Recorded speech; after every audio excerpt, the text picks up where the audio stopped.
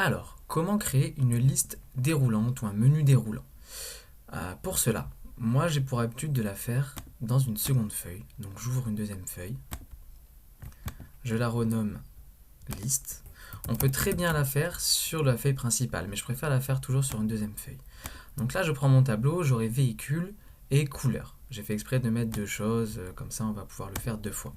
Donc véhicule, on va mettre donc par exemple Renault.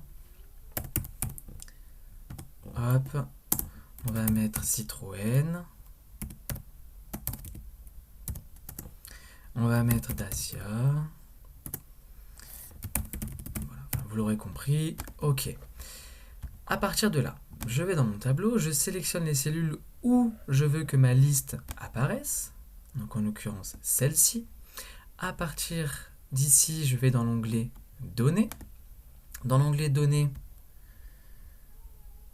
hop, qui est ici, je clique sur l'icône validation des données que je trouve dans l'outil outils de données.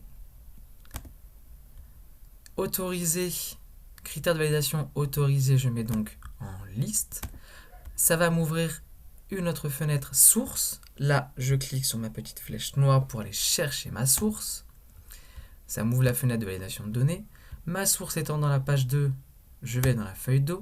La feuille 2, je sélectionne sans lâcher mon curseur, donc je fais une sélection glissée, mes 4 sources, puis je fais Entrée et encore Entrée. Là, ici, vous voyez que la colonne maintenant s'est transformée avec des petites flèches de sélection. Quand je clique dessus, je peux sélectionner ce que je veux.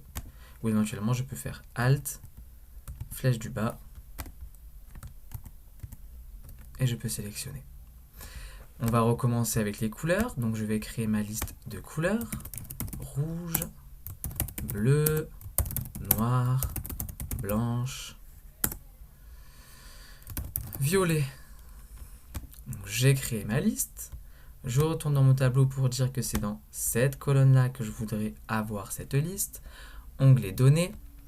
Icône validation des données. Autorisé, je mets ça en liste.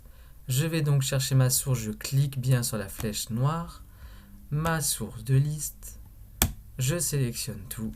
Entrée et entrée. Et maintenant, j'ai ma liste.